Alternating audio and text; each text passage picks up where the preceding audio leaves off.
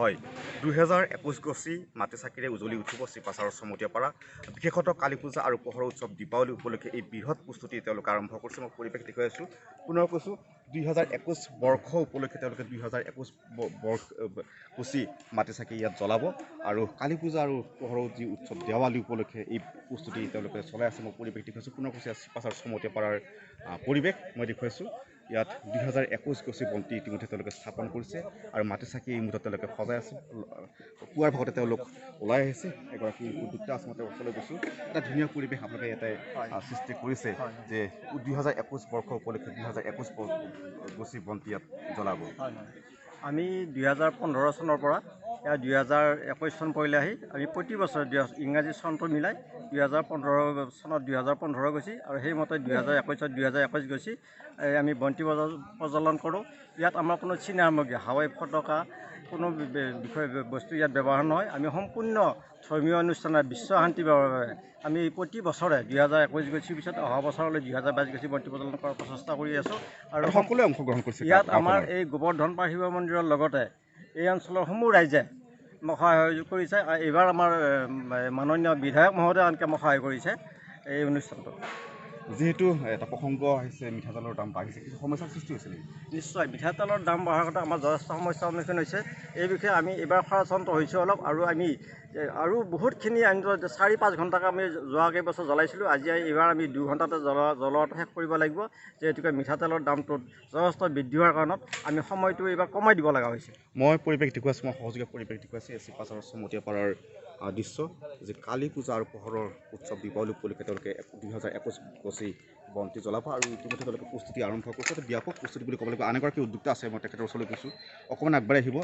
এটা গুৰুত্বপূৰ্ণ কথা যে ইয়াত চমতীয়াপাৰা অঞ্চলত কালী পূজা বা দেৱালী উপলক্ষে কোনো ফটকা ফুলজাৰি ব্যৱহাৰ কৰা নহয়, কেৱল মাটিৰ চাকিৰে পোহৰাই তোলা হয় সমগ্ৰ অঞ্চলটো। হয়, আচলতে চাওক, চৰকাৰে এইবেলি সেউজ দীপাৱলীৰ আহ্বান জনাইছে। আচলতে এইবেলিহে চৰকাৰে সেউজ দীপাৱলীৰ আহ্বান জনালে। আমি 2015 চনৰ পৰা আমি সেউজ দীপাৱলী পালন কৰি আছোঁ। চমতীয়াপাৰা এয়া গোবৰ্ধন পাৰ শিৱ মন্দিৰ।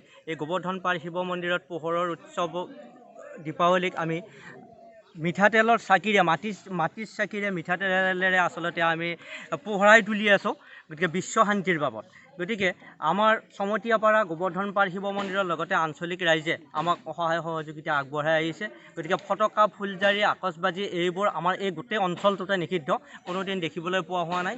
গতিকে অন্যান্য কাৰ্যসূচী ৰাতিপুৱাৰ পৰা এতিয়া ভাগৱত পাঠ চলিব, আবেলিলৈকে আমাৰ আঞ্চলিক ৰাইজে নাম প্ৰসংগ কৰিব, অৰ্থাৎ আধ্যাত্মিক। চমতীয়াপাৰা এই অঞ্চললৈ ইয়াত অংশ ল'বলৈ কিন্তু বিভিন্ন ঠাইৰ পৰা মানুহ আহে। আচলতে বিভিন্ন ঠাইৰ পৰা মানুহ আহে। দৰং জিলা বুলিয়ে নহয়, আচলতে দৰঙৰ বাহিৰৰ পৰা এতিয়া ডিব্ৰুগড়ৰ পৰাও মানুহ আহি আচলতে আমাৰ আলহী বিলাহীবিলাক ইয়াত মানে টুকুৰি হৈছে। গতিকে তেখেতসকলো আহে। গতিকে আমাৰ দীপাৱলীটো অকণমান আমি ক'ব গ'লে আমি ব্যতিক্ৰম ধৰ্মী। হয়তো কোনোবাই প্ৰচাৰ হোৱা নাই এইটো কথা আমি স্বীকাৰ কৰোঁ, কিন্তু আমি প্ৰচাৰ যে হওক এই কথাখিনি নহয়। আচলতে আমি কি কৰিছোঁ, সেউজ দীপাৱলীৰ কাৰণে আমি যেতিয়া মানুহক আহ্বান জনাইছিলোঁ, তাৰ প্ৰতি সঁহাৰি জনাই আচলতে এই দীপাৱলীটো চাবৰ কাৰণে বিভিন্ন ঠাইৰ পৰা ইয়ালৈকে মানুহ আহে।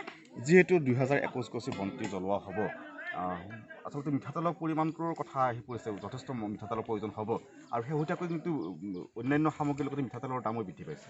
আচ্ছা, সেইটো কথা হয়। এইবেলি আচলতে আমি বেছি খৰচান্ত হ'ম।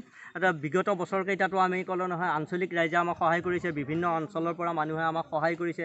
কোনোবাই 2 লিটাৰ 1 লিটাৰ 1 টিন পৰ্যন্ত আমাক মিঠাতেল দান দিছিলে আৰু বিগত বছৰকেইটা আমি হয়তো 12 বজালৈকে চাকি জ্বলাই আছিলোঁ।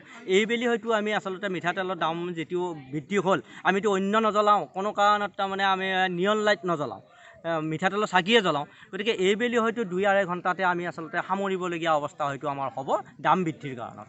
মই পৰিৱেশ দেখুৱাই আছোঁ। পুনৰ কৈছোঁ, এয়া চিপাচাৰৰ চমতীয়াপাৰা দৃশ্য 2021 চন উপলক্ষে তেওঁলোকে 2021 গছি ইয়াত বন্তি জ্বলাব কালী পূজা আৰু দেৱালী উপলক্ষে আৰু ইয়াৰ প্ৰস্তুতি এতিয়া অব্যাহত আছে। গাঁওখনৰ সকলো লোক পুৱাৰ ভাগতে ওলাই আহিছে আৰু এই ধৰণে আচলতে তেওঁলোকে প্ৰস্তুতি আৰম্ভ কৰিছে। আৰু পুনৰ কৈছোঁ, এই চমতীয়াপাৰা অঞ্চলত আচলতে 2015 বৰ্ষৰ পৰা এইদৰে সামূহিকভাৱে দীপাৱলী উদযাপন কৰি আহিছে আৰু ইয়াত ফটকা বা ফুলজাৰি তেনেকুৱা ধৰণৰ সামগ্ৰী বৰ্জন কৰি অহা হৈছে আৰম্ভণিৰ পৰাই।